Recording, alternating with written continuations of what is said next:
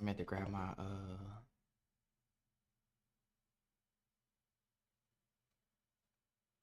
there we go. Pop out chat. I can't even see my face because of the fucking damn. There we go. Scene. Switch over to that. All right, people. I'm getting my words all fucked up. There we go. Peace, y'all. Peace, all the guys and goddesses, kings and queens, emperors and empresses, chiefs and chiefs, priests and priests of the motherfucking land. Today I got this video here we better be watching. Without further ado, I ain't even gonna hold y'all up. We gonna get straight into it. It's called the Forbidden Knowledge Iceberg, Godless Reach. I watched the other ones that he posted with excuse me, the Doomsday Icebergs. That's a crazy little series he put together. I think he still got some more that he got to drop, but y'all go check out his Doomsday, the Doomsday Iceberg. Good series that he did. But I'm finna see what the Forbidden Knowledge all about. Yeah, this looks like it's gonna be crazy. Voice of God weapons. Okay, let's go. Through the use of a directed energy. Make sure y'all can hear this. Yeah, y'all can hear this nice.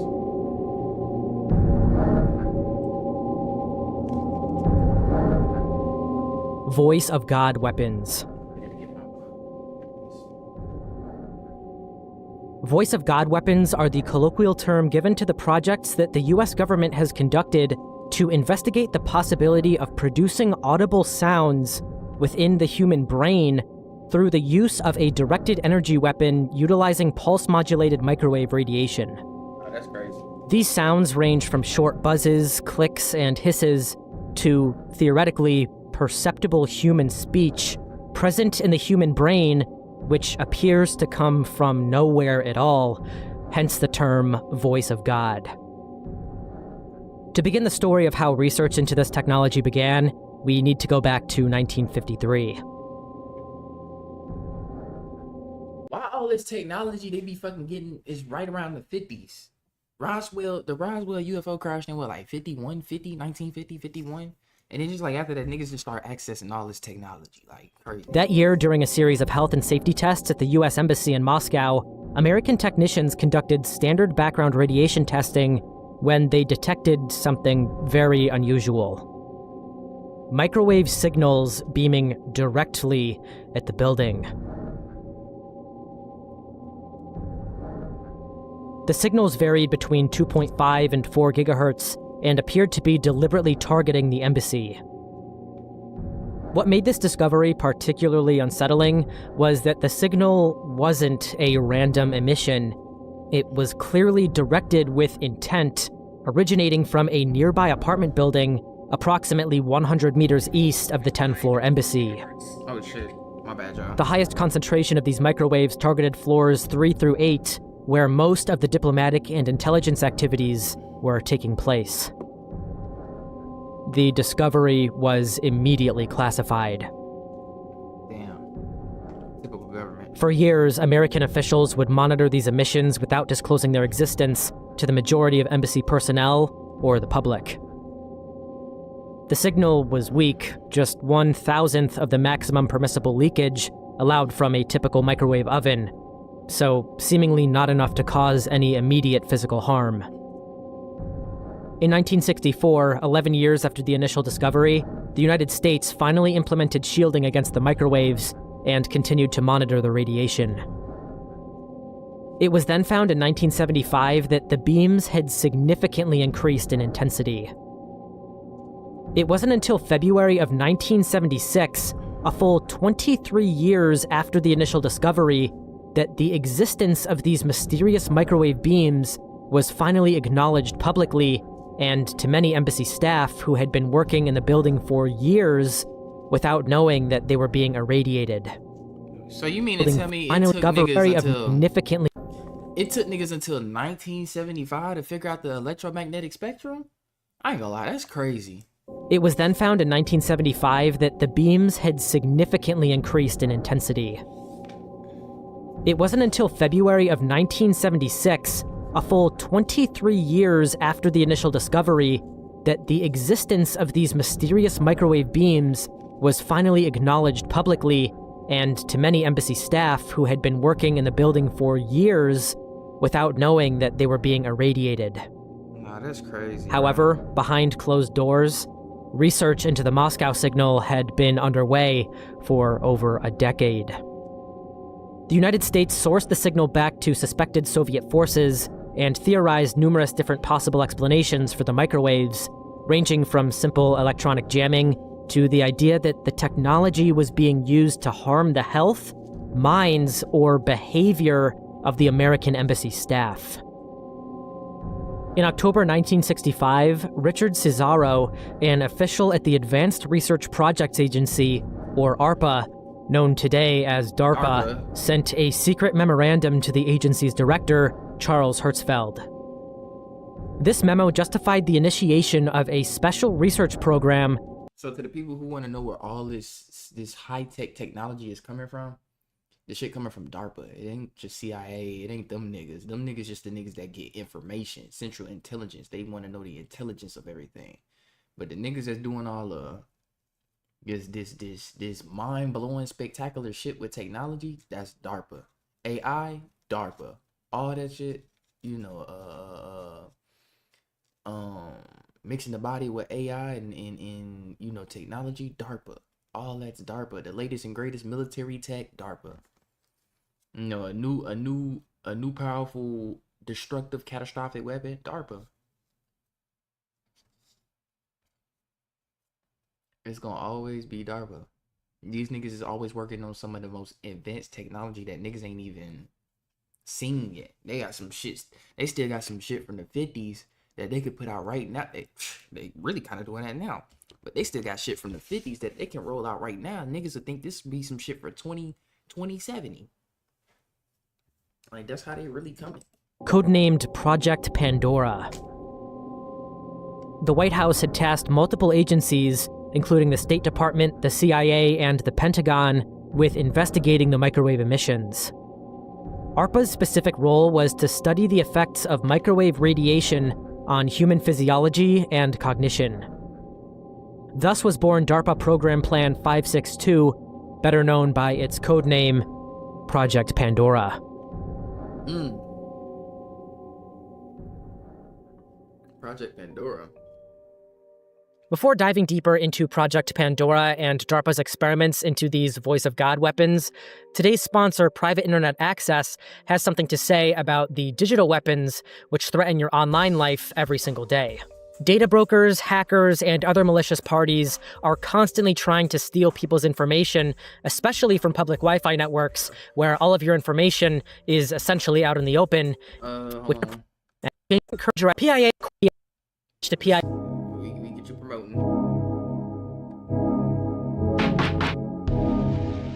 The choice to head Project Pandora with Richard Cesaro would prove to be problematic. Cesaro was a propulsion expert with zero background in biological sciences, but he relished running a top-secret project with the White House and CIA attention. He approached the assignment with an enthusiasm that apparently disturbed his peers.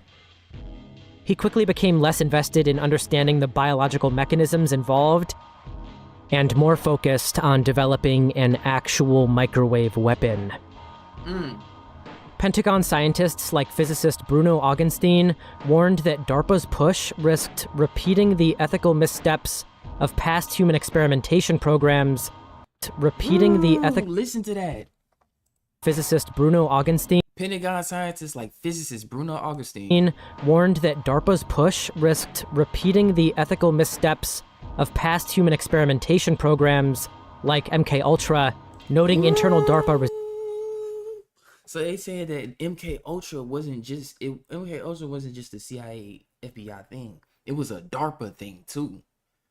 And he's saying they're gonna keep doing shit like this. Like, who knows? There probably already been human experiment. They experiment on humans right now. They call prisoners. You know, motherfuckers who got life, motherfuckers who get the death sentence, they take them niggas. Like, go watch my bad. I'm not a game, my bad. Go play a game called SCP Containment Breach. It's a game about this uh this company, or not company, but this organization known as Secure, Contain, and Protect, and they're a secret organization that nobody knows about. Not even the world governments know about them. It's only a small group of people that's over all these world governments that created this organization under everybody noses. And this organization goes out in the world and captures anomalies. Like, for example, let's say motherfuckers come across a 8-foot being with emerald skin that can shoot lasers from his eyes, and it's only hostile when you become hostile towards it. They would find out about that, go capture that entity or anomaly, whatever it is, and then contain it and keep it protected if it's worth being protected.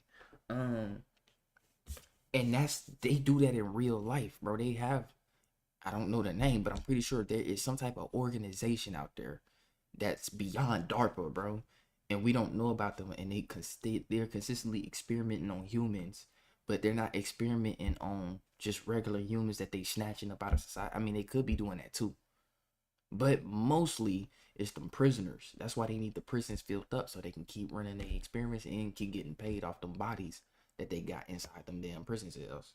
You gotta remember, each organ is worth some amount of money to these niggas.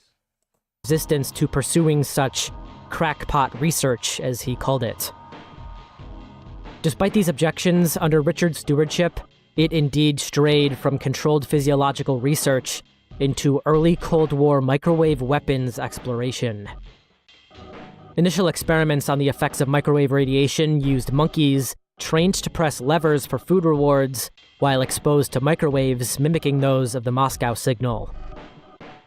By December 1966, Cesaro claimed a single monkey showed work stoppages under irradiation, declaring that they had achieved, quote, penetration of the central nervous system. And you gotta think about this. If they did all this in the 1950s, think of what they're doing now. Think of what they're doing now with these towers and shit that they got.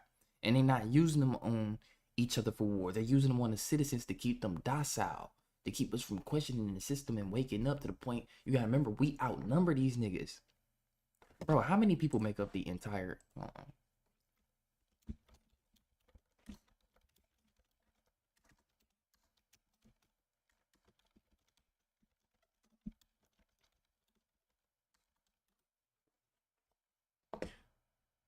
So it's only 500,000 people running the government.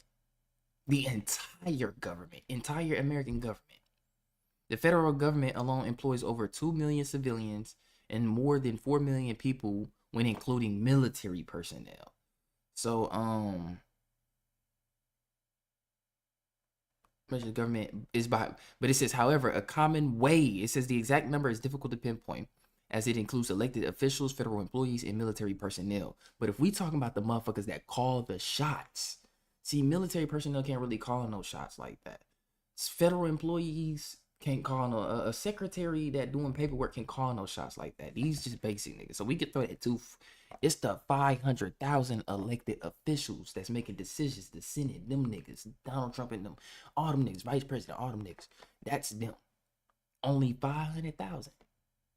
Out of how many people in America? Even if we do count the 2 million and 4 million, which would make 6 million people in total, plus the 500,000, so 6 million and 500,000. What's that to the rest of the 323 million Americans that's not in the government? You gotta remember, it's 300 million Americans. Only just 5%, 2% of those people is running the country. So you gotta think about it. When shit start getting out of pocket and niggas start to wake up, they gonna realize, man, we ain't got too many numbers for us. If these niggas wanted to, they could get us up out of here. No matter how much we apply pressure to them. Even if we was to use our military weapons and forces on them, it wouldn't be enough. It would be too many numbers. They would get overwhelmed. Man. And that's why I said they use shit like this, frequency warfare, to keep niggas silent, keep niggas docile, keep niggas like, oh yeah, this is life. This is how it's supposed to be. I'm supposed to do the same thing over and over and over, which will cause leukosis. For human testing under the codename Bizarre, proposing to expose 8 Fort Detrick personnel to microwaves while keeping both subjects and medical staff uninformed about the true purpose. Despite this, scientific scrutiny would soon unravel his claims. As internal scientists began to review his work, they found that the experiments didn't have solid baselines or consistent protocols, making the results unreliable. Instead of following standard research practices such as using control groups and peer review, the project relied on secretive, classified procedures and sometimes drew sweeping conclusions from very limited data, like claiming mind control effects based on the behavior of a single monkey. When the data was finally examined carefully, it turned out there was no real evidence that the microwaves directly affected behavior at all.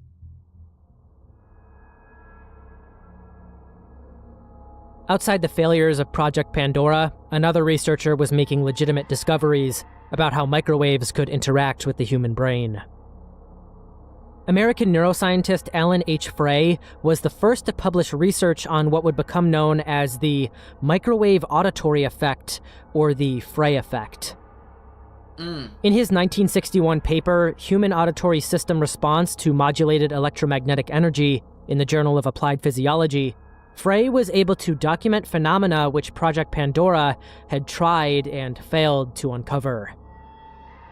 In his experiments, Dr. Frey was able to induce audible sounds from appropriately pulsed microwave radiation within the brains of his subjects.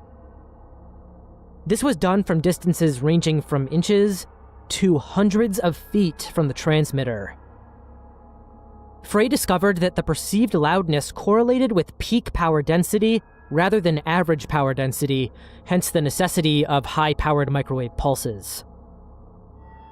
Subjects described the induced sounds variously as a buzz, clicking, hiss, or knocking, depending on several transmitter parameters, for example, the pulse width and pulse repetition rate. By adjusting these parameters, Frey could produce even more dramatic effects, including the sensation of violent banging from within the head, or creating a, quote, pins and needles sensation. Damn. Frey even tested his methods on deaf subjects, finding that they indeed still experienced the auditory sensations. I mean, no shit, nigga. You're fucking destroying their brain with microwaves, bro. Your high power, the brain is not meant to fucking transmit and receive fucking high powered bursts of microwaves. Microwaves are low frequency. My bad. They're what they call it. Yeah, microwaves are a low frequency vibration.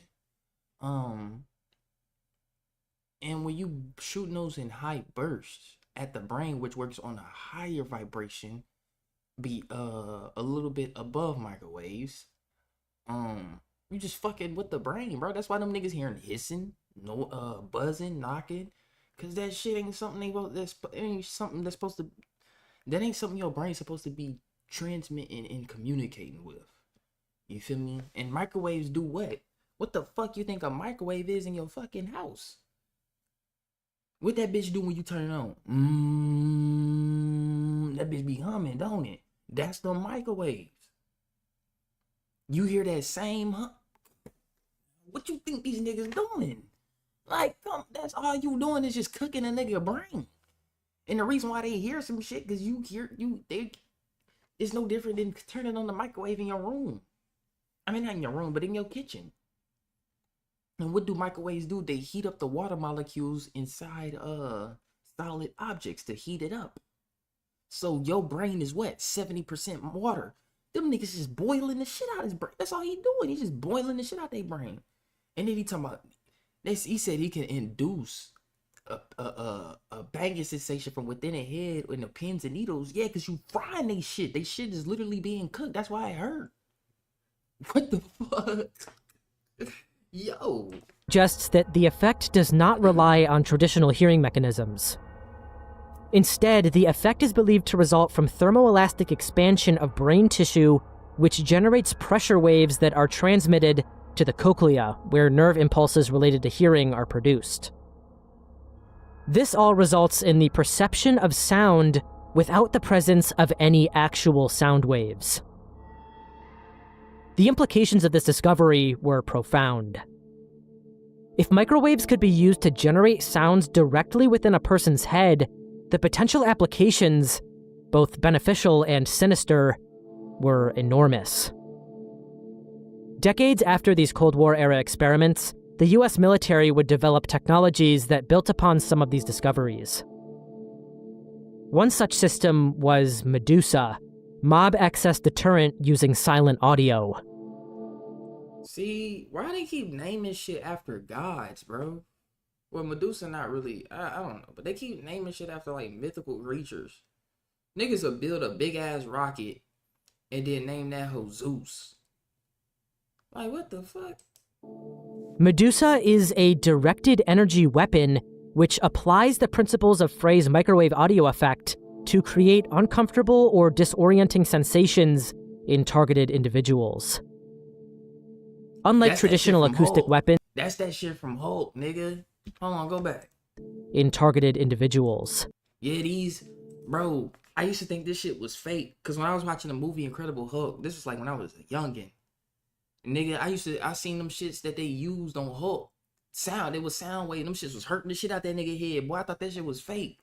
Until like 2015, when I was a little older, nigga, I started finding out about direct energy weapons, and I seen one of these. I was like, what the fuck? Like, these bitches real. They be killing niggas with air. I mean, well, it's not air. Of course, it's frequencies and vibrations, but damn, they killing a nigga without having to touch him. Like, that shit crazy. Unlike traditional acoustic weapons, Medusa seemingly had the potential to transmit intelligible speech directly into an individual person's head Look at that. That's a real weapon. Why he got... Bro, got my mouth. Never mind. Speech directly into... Look at that. To an individual person's head. Hold on. Before we continue that, I want to see that shit. I want to see that real quick. Because I think I watched that video, bro. Non-lethal. This is 13 years ago. What the fuck? Hold on. We're going to go back to the video, y'all. I just got to see this real quick. Marines and several other DoD representatives had quite the heated demonstration at some perspective. It can deter individuals on a military perimeter all the way up to a riotous crowd. All without permanent harm. It only penetrates 1/64 of an inch of your skin. Goes very shallow into where your nerve receptors are, and there's no permanent injury caused by it. 2012. Very safe system that we built in. This was like around the same time that Incredible Hulk movie came out. I thought they was lying in that movie when they showed them just hitting Hulk with them sound waves, nigga. It just don't look like how I do in the movies, nigga. You can't see that shit for real. That's even scarier. Safety margins and training for the operators. Look at them aiming They that even bitch. let any of the guests volunteer to test out its effectiveness and safety, including the Assistant Commandant of the Marine Corps. Look, that's how hard that shit hit their ass. That shit hit them so hard they gotta walk away. Cause you gonna Sergeant Major of the Marine Corps, and And see, they hitting them with light doses. They not even hitting them with some heavy shit. They can hit them with some shit that would literally shut their brain down, nigga. They hitting them with a little shock. It's like a little taser, bro. It's like imagine a taser tasing your brain. Like, that's basically what the fuck happening. They frying your shit for a little split second, but they can really turn that bitch up and amp that bitch up and just leave it on, and your shits would just fucking cook like a microwave and just explode, bro. That's crazy. All right, let's go back to the video, though. Which applies the principles of Frey's microwave audio effect to create uncomfortable or disorienting sensations in targeted individuals. Unlike traditional acoustic weapons, Medusa seemingly had the potential to transmit intelligible speech directly into an individual person's head without surrounding individuals hearing anything. The psychological impact of suddenly hearing voices with no apparent source could be severely disorienting, making it a disturbing yet effective crowd control tool. The development of Medusa represents the modern evolution of research that began with those early investigations into the Moscow signal and the Frey effect. While Project Pandora failed to find evidence that simple microwave exposure could control minds, the discovery that pulsed microwaves could create auditory sensations opened the door to more sophisticated applications. Medusa didn't need to control minds. It simply needed to create confusion, discomfort, and psychological impact through the perception of sound where there was none. But I mean, excuse me. But I mean, though, if you can use that shit to talk to a nigga in his head, isn't that still mind controlling? Like, hey, nigga. I'm like, who the fuck talking to me? This God, nigga. This God? Yes. Is this really God? Yes. What's up, man? Hey, I need you to do something for me. What's up? I need you to go get that C4 over there and blow up that building full of all them people. What? Why would you want? Because I'm God. And then niggas do it, go to jail, and they be like, oh, it was a voice that. Like, that's kind of in a way mind controlling. I ain't gonna lie. Medusa originated in 2003 when the US Navy awarded a small business innovative research contract to Waveband Corporation to explore whether the microwave auditory effect could be harnessed as a non-lethal crowd control technology, as well as to investigate whether the microwave pulses could be used to transmit speech directly into the skull without the use of sound waves. Yeah. During the Phase 1 development period between 2003 and 2004, Waveband demonstrated in laboratory settings that a portable... Hey, this is what your ear look like. This is the inside. Notice that shit look like a, you know how a galaxy spin? You know how a hurricane spin? You know how when, you know how you get a haircut, and you get some waves and your shit spin in the middle, the 360s? Like, that shit crazy, bro. I did not know it looked like that inside our ear. That shit look like a seashell. Low-power microwave emitter could reliably produce uncomfortable auditory sensations that ranges up to 50 meters, causing test subjects to vacate a target zone. Encouraged by these early results, the Navy extended the contract into Phase 2 from 2005 to 2006. During this period, another company, Sierra Nevada Corporation, acquired Waveband and continued refining Medusa's design, allowing the prototype to switch between wide area modes and narrow beam modes for individual engagement. Throughout 2006 and 2007, prototype field trials conducted at the Department of Defense test ranges validated that operators could modulate pulse repetition frequencies to vary the perceived pitch and intensity of the internal sounds, with subjects reporting sensations likened to knocks, hisses, or even a loud, high-pitched buzz that forced immediate retreat from the beam. Concurrent safety studies, however, raised red flags. Bioengineering experts at the University of Pennsylvania and the University of Washington warned that achieving speech-level intelligibility would require power densities so high that significant heat would be produced within the brain, cooking it as if it were actually inside a microwave oven. I just said that shit 10 minutes ago. He could have been said this. I'm not gonna lie to you. My boy could have been said this. I said this 10 minutes ago. I just said they hitting them with light doses. And I said way before, when you using microwaves on a brain, your brain is 70% water. Microwaves specifically heat up water molecules to heat up. That's how your food heat up in the microwave. It's heating up the water molecules inside your food to make it hot from the inside out. Your shit can blow up too.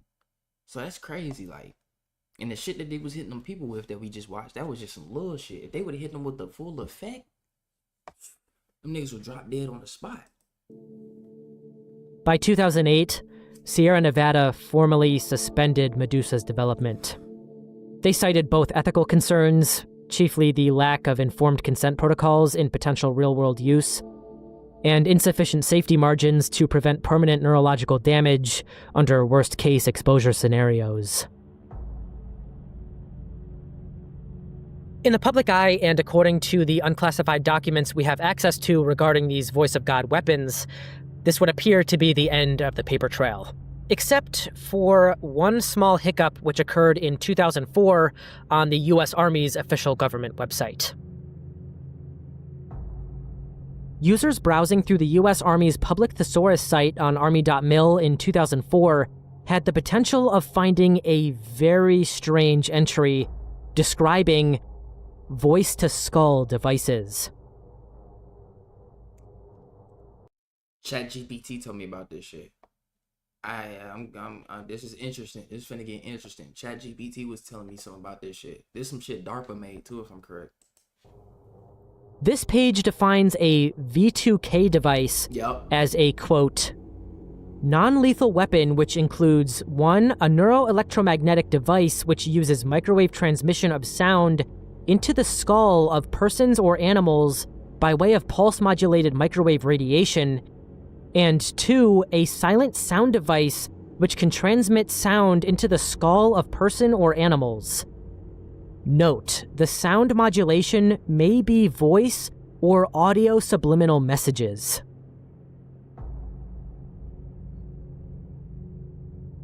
It appears the site was first published in 2004, with its earliest capture on archive.org appearing on January the 12th of that year. However, from what I can tell, according to the Internet Archive, by the 28th of February, just over a month later, this entry seems to have been permanently removed from the website. This page's existence has been all but forgotten on the modern internet, but the fact that it did exist on an official website of the US military before quickly being pulled is very strange and may indicate the continued classified existence or research of these weapons within the US military.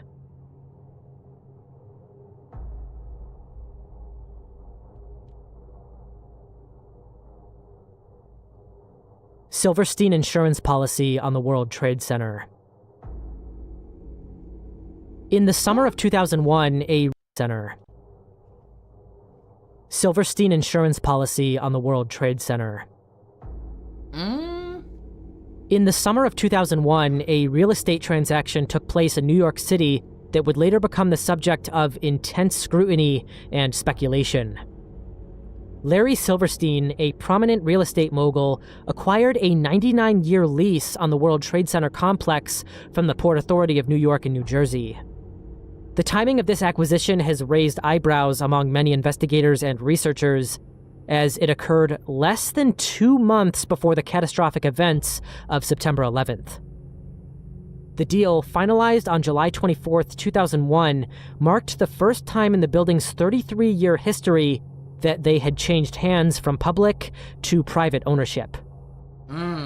Silverstein Properties, along with Westfield America, paid $3.2 billion for this lease.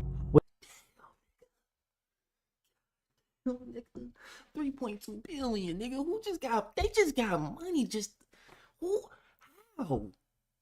You just got money to spend for a 99-year lease. That's a century. That's a whole generation. What the fuck be going on down here, bro? What the fuck be going on? Public to private ownership. Silverstein Properties, along with Westfield America, paid $3.2 billion for this lease, with Silverstein himself reportedly putting down just $14 million of his own money, while the rest came from investors and bank loans. The financial aspects of Silverstein... Investors and bank loans. Think of other people that got big money that put money behind this shit. Silverstein's World Trade Center deal become even more intriguing when examining the insurance provisions he negotiated. And if I'm correct, I think a bunch of money came missing. I think didn't $3 trillion or something come up missing around this time this shit happened, bro? So much money was being moved around this time, it didn't make no sense, bro. I think $3 trillion came up missing, and them niggas could not find where it went. I'm like, man, y'all niggas capping. Upon acquiring the lease, Silverstein immediately insured the property for $3.55 billion, which specifically covered against terrorist attacks. More remarkably, the insurance policy included a peculiar provision that would prove enormously beneficial in the aftermath of 9/11. It contained language about what constituted an occurrence. After the attacks, Silverstein's legal team used this language to argue that the 2 plane strikes constituted 2 separate occurrences, effectively doubling the potential insurance payout. This aggressive legal strategy sparked years of litigation.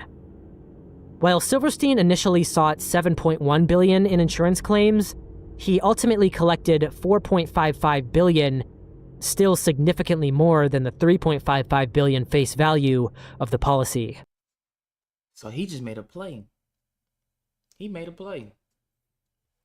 That's a money play, nigga. That's like, oh my God. That's a money play. He bought that shit. Somehow nigga shit to get hit with some planes. I'm not gonna say how they did. We know how, but I'm not gonna say it. But them shit just what happened to somehow pull up after he bought it. 2 months right after he bought the shit. Boom. You know, shit go around the world, known as, you know, make an impact on American society, blah, blah, blah, right? That nigga come up on $4 billion because of the insurance. Like, that's some crazy shit. For a moment, I want you to put a pin on that figure, that Silverstein would eventually walk away with $4.55 billion. Asbestos was originally used as fireproofing throughout much of the World Trade Center during their construction in the late 60s and early 70s. As time went on since they were built, the data mounted that asbestos was a definite, serious carcinogen. Full removal was thus considered both necessary and prohibitively expensive. Estimates placed the cost of complete asbestos abatement at over $1 billion, a staggering sum that would have fallen entirely on Silverstein under the terms of the lease.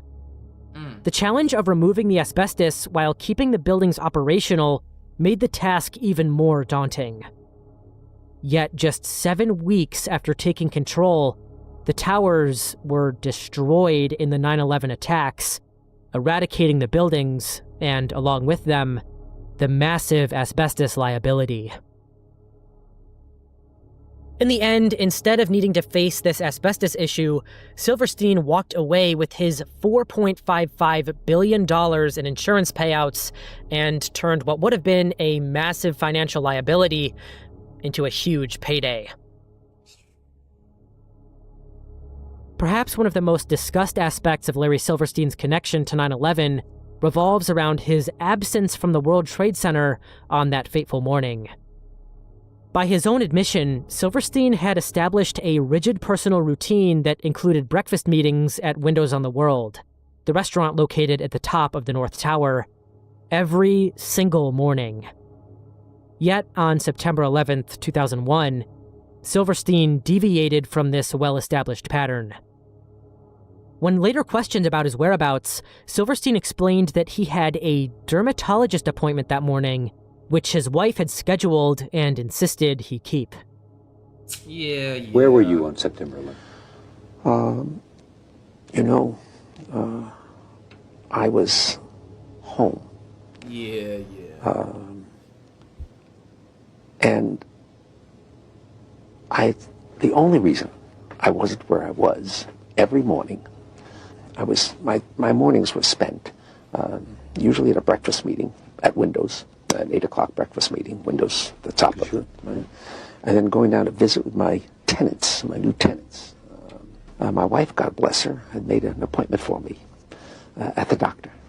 And I remember dressing to go to the doctor. I'm finally saying to my wife, I said, sweetheart, I've got so much to do downtown. I got to cancel this. I've got to go downtown. And she said, you're not going to cancel this appointment. You're going to the dermatologist. And, having been married now to the same woman for 46 years, you get this sense of determination on occasion, their voice. To the same woman for 46 years. I'm not gonna lie. I'm gonna be $150 with you. This nigga looking at him like, nigga, I know your ass lying like a motherfucker, boy. You gonna sit here and lie to. That's how he looking. Like, look at the little smug look on his face. He's squinting his eyes as he's watching him talk. Like, He like, I know this bitch ass nigga lying. Had made an appointment for me at the doctor. And I remember dressing to go to the doctor. I'm finally saying to my wife, I said, sweetheart, I've got so much to do downtown. I got to cancel this. I've got to go downtown. And she said, you're not going to cancel this appointment. You're going to the dermatologist. And, you know, having been married now to the same woman for 46 years, you get this sense of determination on occasion, their voices. And I said, okay. This arbitrary appointment apparently saved his life. Beyond Silverstein himself, his two children, who both worked at the World Trade Center, were also conspicuously absent that morning. Come on now. His son, Roger, and daughter, Lisa, both executives at Silverstein Properties, had meetings scheduled outside the towers on that particular day. The entire Silverstein family's absence on a day when they would normally have been in the buildings has been characterized by some as an extraordinary coincidence, and by others as something more sinister.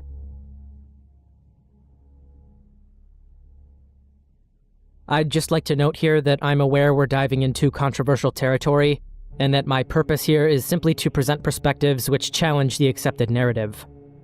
I believe history should always be confronted to prove that it stands up to legitimate scrutiny, even if the official narrative is indeed correct. That being said, $150 with you, New York back in that time, bro. New York was probably fire and shit, bro. But now that shit ass. After 9/11, Silverstein's financial position improved dramatically. Beyond the insurance payouts, he maintained development rights for the World Trade Center site and received substantial government subsidies for reconstruction. The new buildings, constructed with modern specifications and materials, represented a significant upgrade over the originals. Some investigators have calculated that Silverstein stood to lose millions annually on the original World Trade Center properties due to maintenance and renovation costs, whereas the post-9/11 rebuilding provided him with state-of-the-art properties and generous government assistance, a remarkable financial turnaround that would not have been possible without the attacks. This dramatic reversal of financial fortune from a questionable investment to a highly profitable enterprise has been cited by conspiracy theorists as evidence of motive. While correlation does not prove causation, the financial benefits that accrued to Silverstein following the tragedy have remained a central focus of those questioning his role. Them hoes look crazy now. Are all of these facts mere coincidences added to the pile of apparent miracles that happened on that day? Or is all of this evidence of something more? For the sake of only reporting objective information, I'm not going to be diving any further into speculation. I think it's important that people are given the actual facts of what happened during these historical events, and from there they can analyze for themselves and come to their own conclusions without being told what to think. Regardless of your interpretations of this information, I encourage all of you to share your different views in the comments below.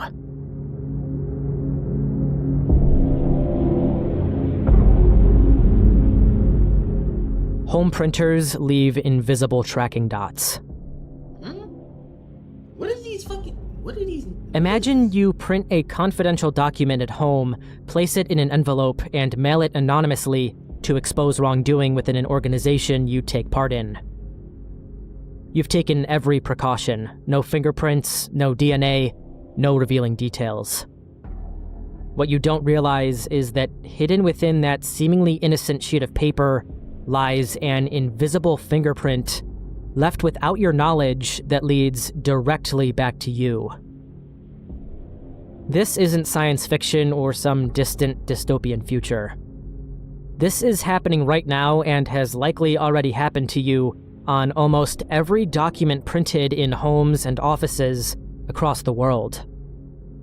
Your printer has been secretly tagging your documents with nearly invisible yellow dots, which reveal exactly which printer produced the document, when it was printed, and with the right digging, who it was printed by.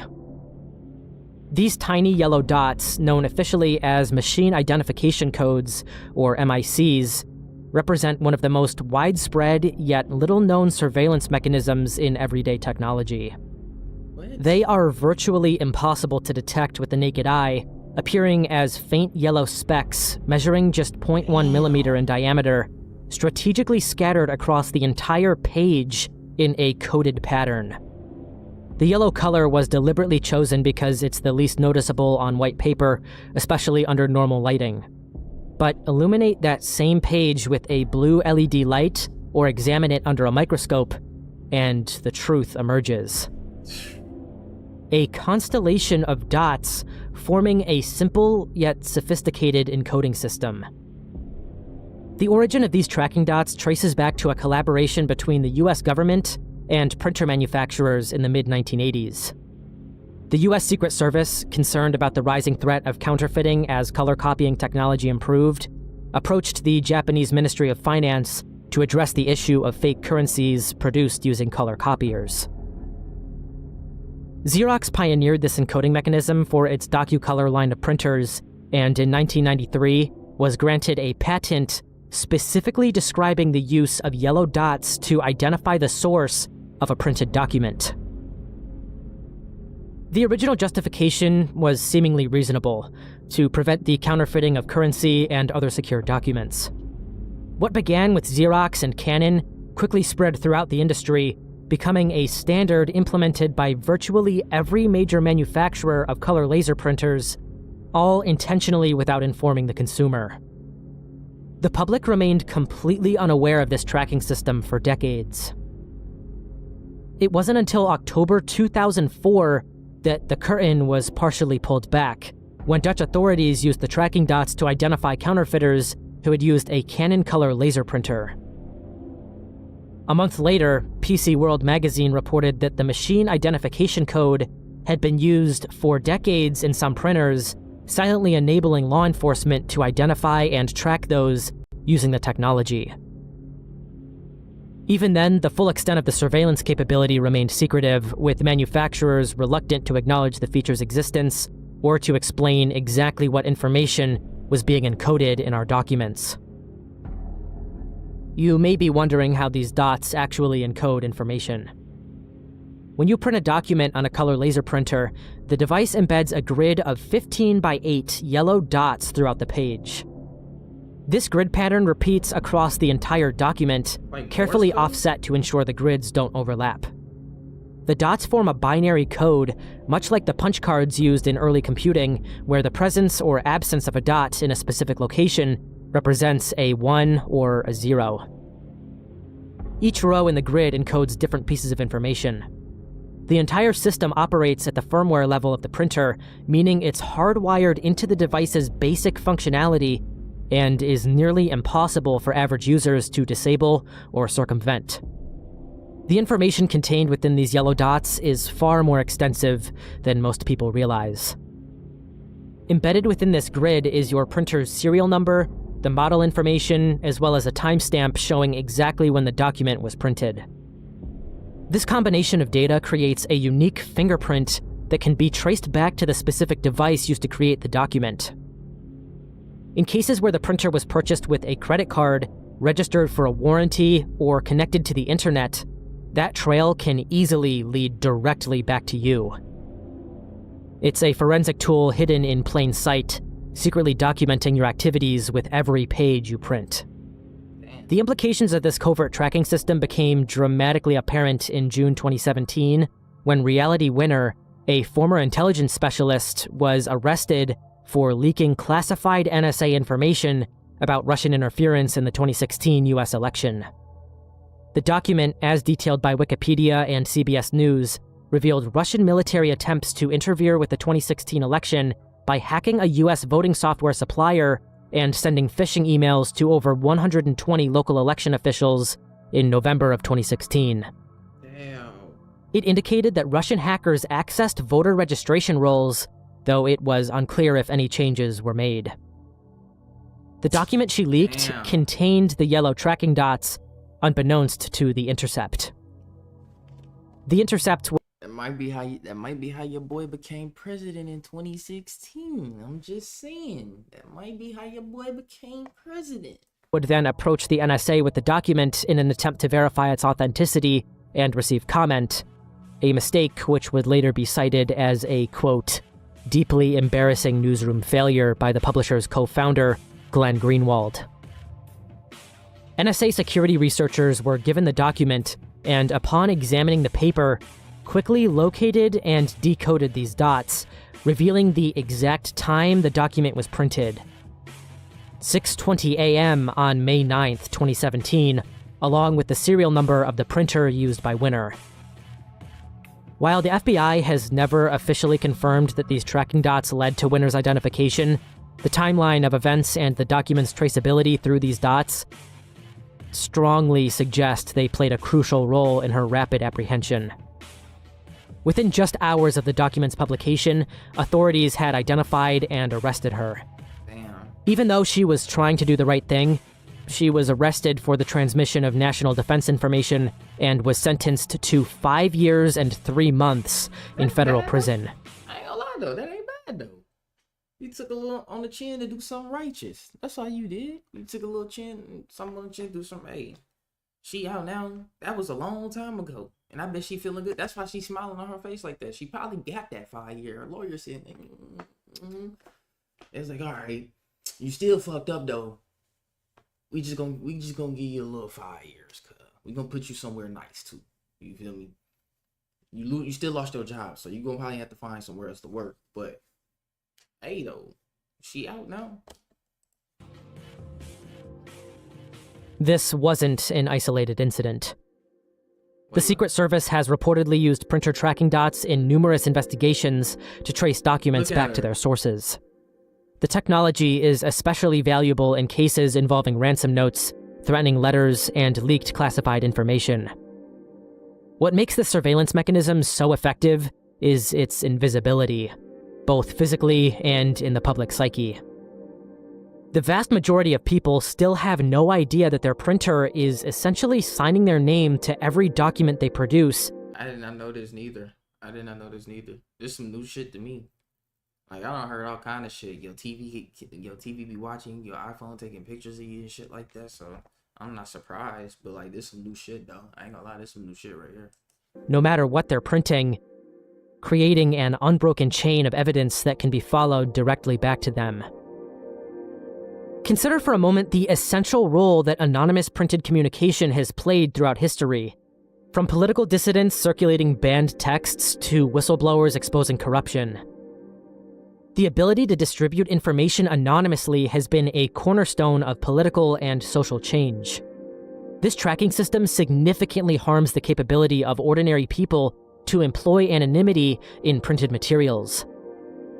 Of course, there are certain workarounds. One could purchase, say, a used printer from a secondhand store without connecting the device to the internet, but to the uninformed, which again is the majority of people, this factor would simply not be considered. In countries with authoritarian regimes, these tracking dots could literally be a matter of life and death for activists and journalists attempting to share information critical of those in power. What's particularly chilling is that there was never any public debate about implementing this technology. No legislation was passed, no consent was requested, and no notice was given. It simply appeared in our homes. I advise vigilance to anyone who uses a printer to send sensitive information. There's no need to be paranoid here, but in certain, albeit rare cases, this information may be vital in protecting yourself. This revelation about printer tracking dots should make us be a little bit more aware of how other devices in our homes may be used to track our behaviors. Our phones, speakers, cars, and other household appliances all have increasing capabilities of being able to track our activities in ways we may not be able to comprehend or understand yet until it's too late.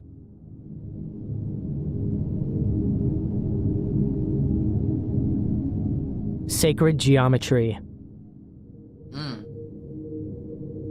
Interesting. Hidden within the swirling patterns of seashells, the branching of trees, and even the very structure of the galaxies themselves, there appears to exist a sort of hidden language a code seemingly written into the fabric of reality itself. Repeating patterns can be seen all throughout nature, ranging from the finest components of creation to the largest astronomical structures. These natural patterns have been studied by ancient civilizations, and they have been rediscovered by modern science.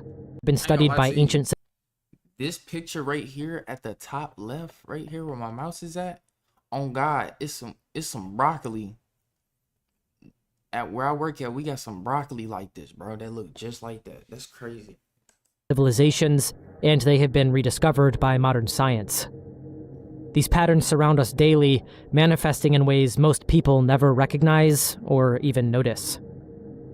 We'll begin with the Fibonacci sequence, named after the Italian mathematician Leonardo Fibonacci, who introduced it to Western mathematics in the year 1202. This seemingly simple sequence begins with 0 and 1, with each subsequent number being the sum of the two preceding ones. This leads to the string of numbers 0, 1, 1, 2, 3, 5, 8, 13, 21, 34, 55, and so on, continuing infinitely. This precise numerical sequence manifests with uncanny regularity throughout the natural world, appearing so consistently that many have questioned whether it represents evidence of intelligent design.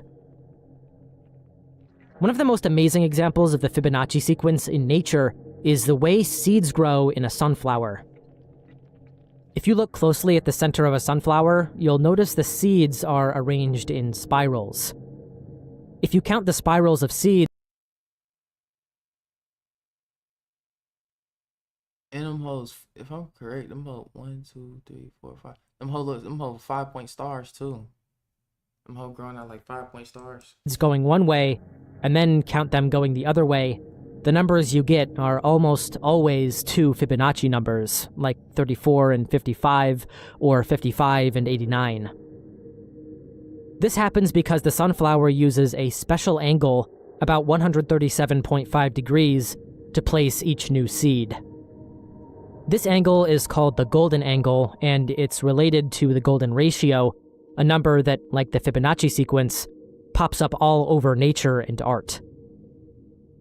As it turns out, by following the principles of the Fibonacci sequence and the golden angle, the sunflower achieves the most efficient possible arrangement of seeds, packing them as tightly and efficiently as possible without large gaps or wasted space. This helps it grow more seeds all within the same space, making the most of its sunlight and nutrients. What looks like a simple, beautiful pattern of nature actually appears to be an impossibly intelligent mathematical design that nature apparently figured out on its own by accident. These numbers appear with such statistical improbability across countless species that some believe it suggests something more profound may be at work. The golden ratio, approximately 1.618, emerges when dividing adjacent Fibonacci numbers. As the sequence progresses, this quotient converges closer and closer to the golden ratio. This proportion appears throughout nature, art, and architecture, and is often described as the mathematical formula for beauty itself. Even looking at the human body, the ratio between various body parts, from your head to your feet, your finger joints, even the spiral of your ear, follows this divine proportion. Even the human face appears to be considered most beautiful when the mouth and nose are each positioned at golden sections of the distance between the eyes and the bottom of the chin. So if your face is symmetrical, you feel me? Basically, if your shit's symmetrical, you know, some people a little bit, but don't get me wrong, you got little people that's asymmetrical. Anyways, they shit not really symmetrical, so they be like a little ugly. You feel me? Let me chill, but yeah, I guess. I mean, it makes sense if the shit, if your face placed together symmetrically, nigga, you gonna look good. It makes sense. This isn't limited to humans. Similar proportions exist throughout the animal kingdom, suggesting the possibility of some kind of a universal blueprint for organic development.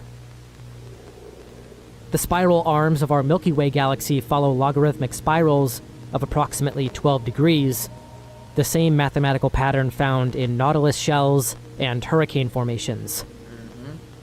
DNA molecules measured in angstroms, equal to a 100 millionth of a centimeter, are observed to be 34 angstroms long by 21 angstroms wide for each full cycle of their double helix spiral.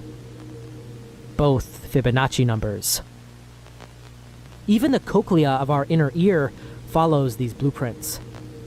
Similar spirals seen in the sunflower also appear in pine cones, pineapples, and, perhaps most dramatically, in Romanesco broccoli. This vegetable, with its mesmerizing spirals and intricate structure, is frequently described as a natural fractal, a geometric pattern that repeats itself at different scales. Each spiraled cone on the Romanesco's surface is a perfect miniature replica of the entire vegetable, creating a self-similar pattern that theoretically could continue infinitely if biological constraints didn't limit the growth. The branching patterns of trees, the structure of river networks, the outline of coastlines, the formation of clouds, and even the tiny alveoli in our lungs all display fractal properties. Inside our bodies, nerve cells, which function through processes at the cell surface, form fractal patterns that maximize surface area within a limited volume, a critical adaptation for proper neural function. Why does nature so consistently employ these specific mathematical patterns? Is it merely efficient design through natural selection?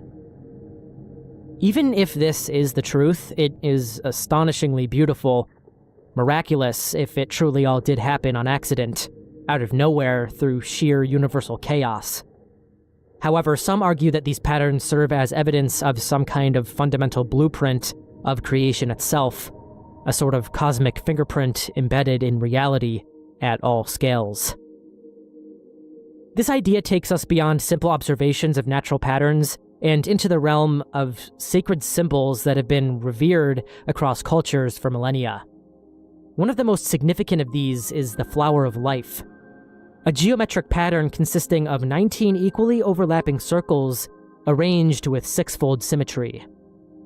This symbol has been discovered in ancient sites worldwide, with the earliest known depictions found in the Temple of Osiris in Egypt. Some scholars believe the symbol may have represented Ra's eyes in Egyptian cosmology. The flower of life is believed to represent the cycle of creation, depicting how all life emerges from a single source, represented by the central circle. Sacred geometers believe this symbol contains the most fundamental patterns of the universe, a literal blueprint of creation containing the basic patterns from which everything from atoms to cells to planets is constructed. Sacred geometry finds perhaps its most visible expression in the great architectural achievements of human civilization. The Parthenon in Athens, constructed between 447 to 432 BC, incorporates the golden ratio throughout its design, from its overall proportions to the spacing of its columns. The ratio between the width of the building and its height approximates the golden ratio, creating what many consider the perfect balance of form. Similar proportions appear in the Notre Dame Cathedral, where the relationships between various architectural elements, from the placement of the rose window to the proportions of the facade, follow golden proportions. These aren't coincidental alignments, but deliberate design choices reflecting the belief that sacred proportions create harmony that resonates with the human soul. That place looked fire, I ain't gonna lie. Leonardo da Vinci explicitly incorporated sacred geometry into his artwork, most famously in the Vitruvian Man, which demonstrates how the human body embodies divine proportions. The drawing illustrates how the human form fits perfectly within both a circle and a square, geometric shapes considered fundamental to cosmic order. Da Vinci, like many Renaissance artists, studied these proportions extensively, believing that by aligning his work with these cosmic principles, he could create art of transcendent beauty. A belief that appears to have panned out, with his name and work having become timeless in the human story. Perhaps no architectural structures have generated more speculation regarding sacred geometry than the pyramids of Egypt, particularly the Great Pyramid of Giza. Built with astonishing precision around 2560 BC, this structure embodies numerous mathematical relationships that seem impossible for its time. The pyramid's orientation aligns almost perfectly with true north, with an error of less than 1/10 of a degree, despite being built thousands of years before the magnetic compass. This, astonishingly, is less error than most modern buildings have.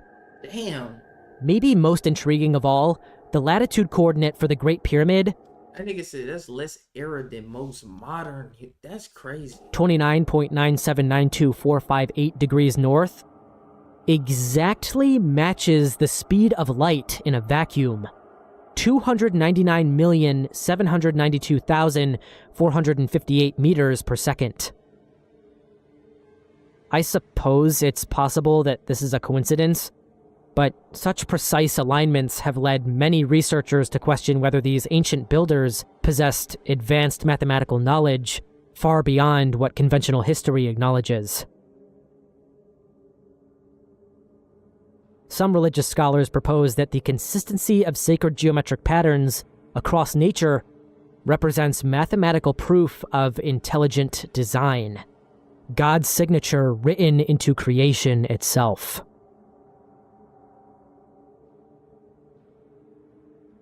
Whether these patterns serve as evidence of some sort of divine creative intelligence or are just a complex coincidence, the elegance found in every corner of the universe is overwhelming to contemplate.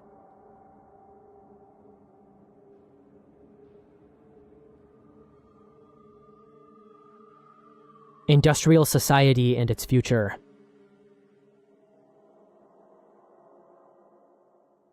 I'd like to preface by saying that, yes, I know this one definitely should have been higher on the iceberg, but because I'm adding onto the chart as we go, I can't go back and add it higher. Still, I want to dive into it anyways.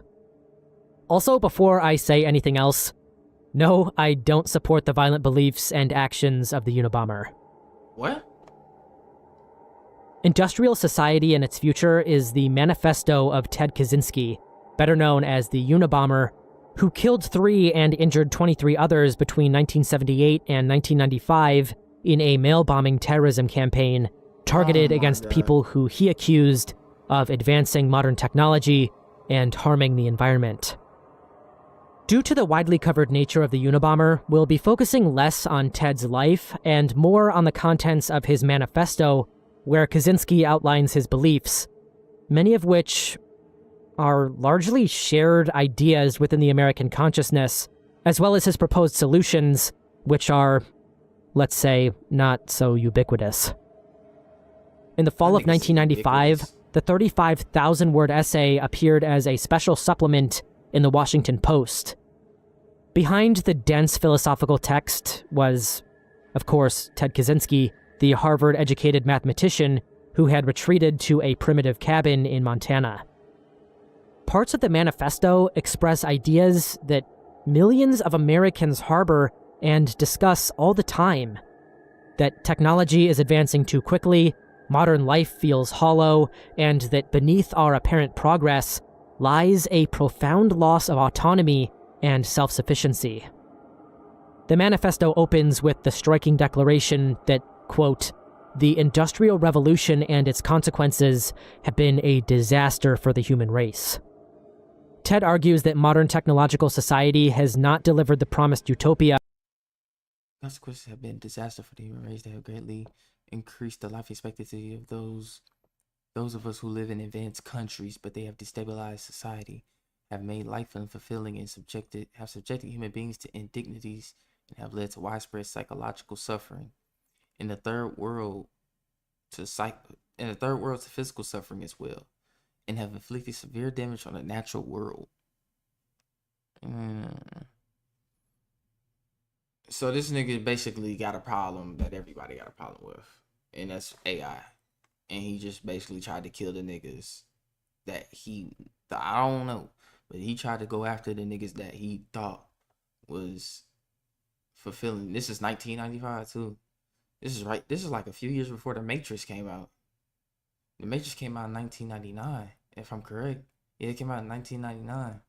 That's crazy.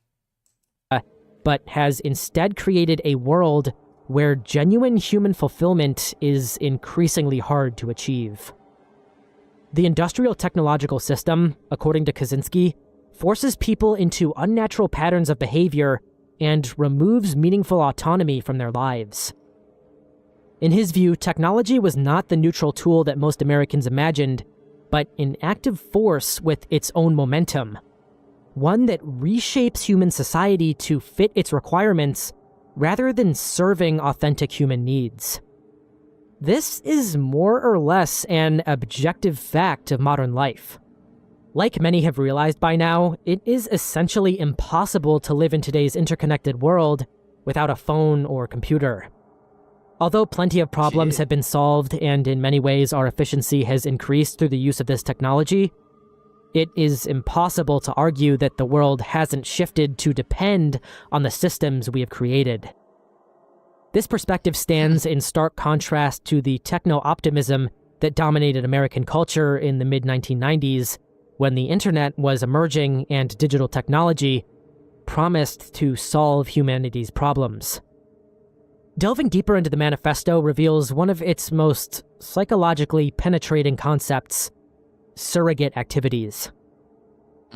Kaczynski defines these as artificial pursuits that are not necessary for survival or reproduction, but which people engage in to satisfy psychological needs, especially the need to go through the power process, as he calls it, our innate drive to exercise autonomy and exert control over our lives. He outlines the process as following 4 stages: goal, effort, achievement, fulfillment.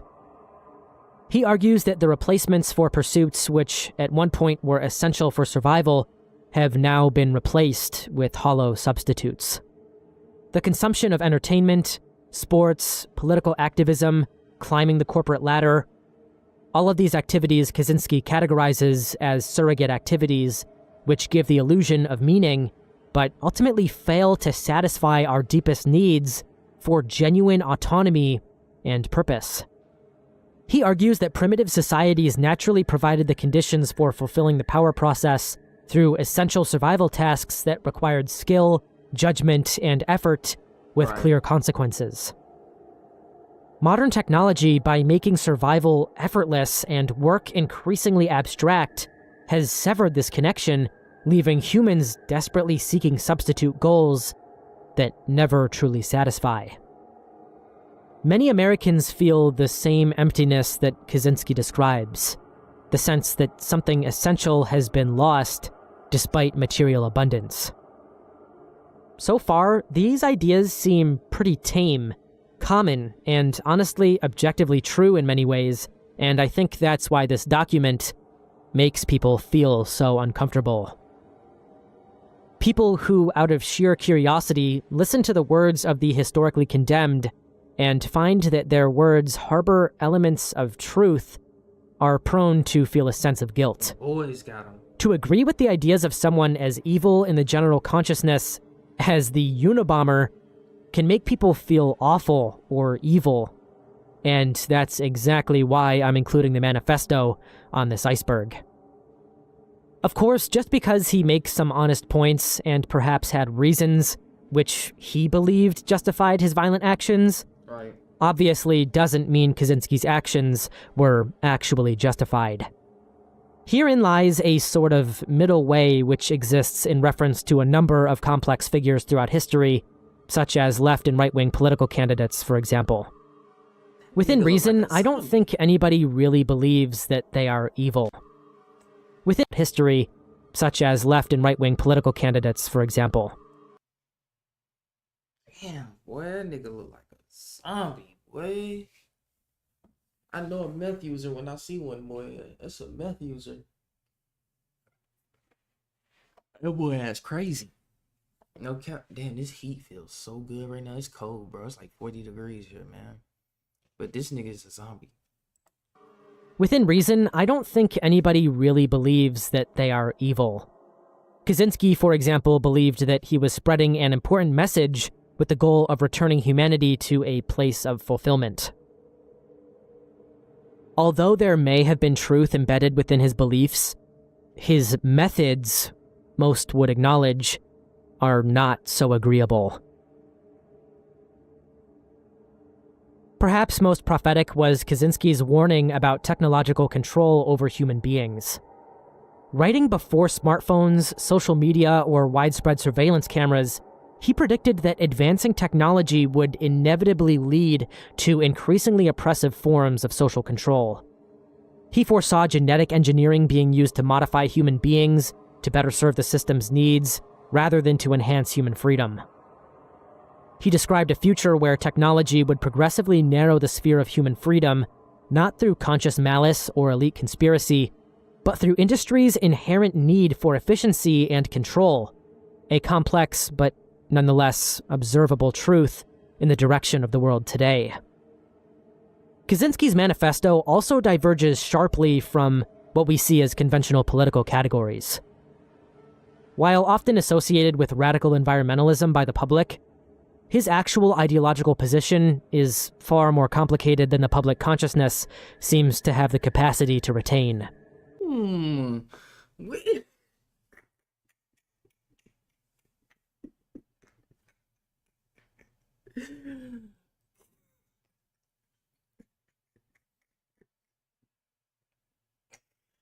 Dog, this nigga is he looks like he looks dehydrated. Like, this nigga looking like beef jerky or something. Like, dude, I'm telling you, this nigga's a zombie, bro. So all in all, this nigga had a problem with AI, and he blew some niggas. Did he blow some niggas up? Like, what was his methods? Hold on, let me see. He devotes substantial sections of the manifesto to criticizing leftism, which Cameraman, no, they wrong for zooming in on his face like that. he sees as characterized by feelings of inferiority and over-socialization. Yet he equally dismisses conservatives as, quote, fools who whine about the decay of traditional values, yet enthusiastically support technological progress and economic growth. The very forces he believes are destroying those values.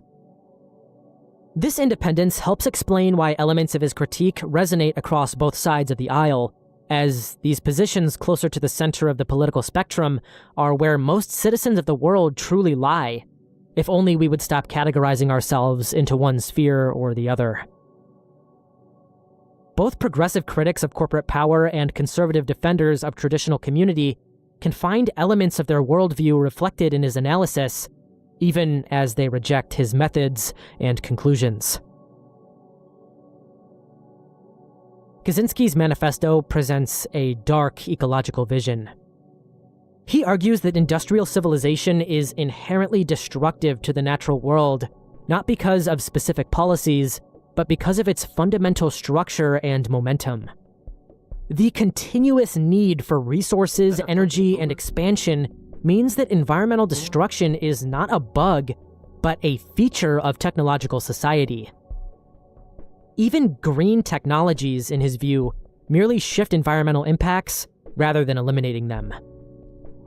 Recent scholarly analysis suggests that Kaczynski's ideology wasn't fundamentally environmentalist, but rather is better described as anti-technological. His primary concern wasn't necessarily protecting nature for its own sake, but resisting technology's control over human destiny. His manifesto argues that the industrial technological system cannot be modified to become truly compatible with human freedom or ecological health. Kaczynski dismisses small-scale reforms as ultimately futile, arguing that the system will either root around them or co-opt them. It is this absolutist stance which directly leads to his most controversial conclusion that the only viable solution is revolution aimed at completely destroying the technological system. He acknowledges that the collapse of industrial society would cause immense suffering, but argues that allowing the system to develop further would ultimately result in even worse outcomes for human freedom and dignity. Kaczynski saw himself as fighting a defensive war against a system that was destroying what he valued most, and therefore, in his own twisted logic, his crimes were justified.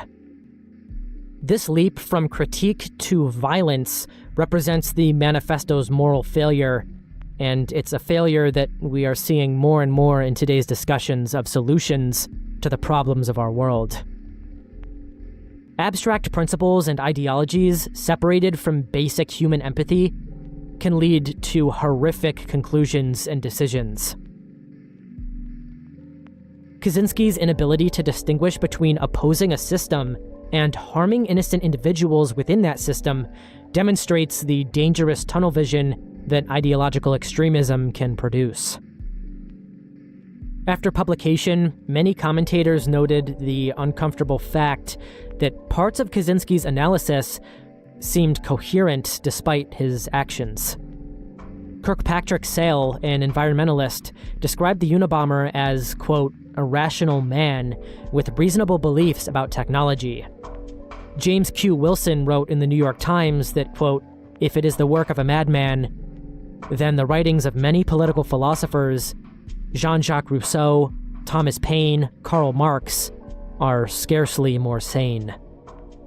These reactions reveal how Kaczynski's critique made people uncomfortable because it articulated anxieties already present in American culture. As Alston Chase observed in The Atlantic, the truly disturbing aspect of Kaczynski and his ideas is not that they are so foreign, but that they are so familiar. While we can still take the questions the manifesto poses about technology and humanity seriously, we must first and foremost reject. You didn't tell me what they did to the people, but this was a forbidden knowledge iceberg. Last one was a little crazy, but the printer track and dot shit, I ain't know that shit. This some crazy shit right here. This some crazy shit. So y'all be careful what y'all printing out there. Now that you know that, hey, you can still trace your, like, niggas can still trace you and who you are just by the shit you print out and get printed out by other places. Like, that's crazy. But other than that, I appreciate y'all, man. Y'all staying tuned. And like always, I'll be back with another one. One Little Man Universal. Y'all, I'm out.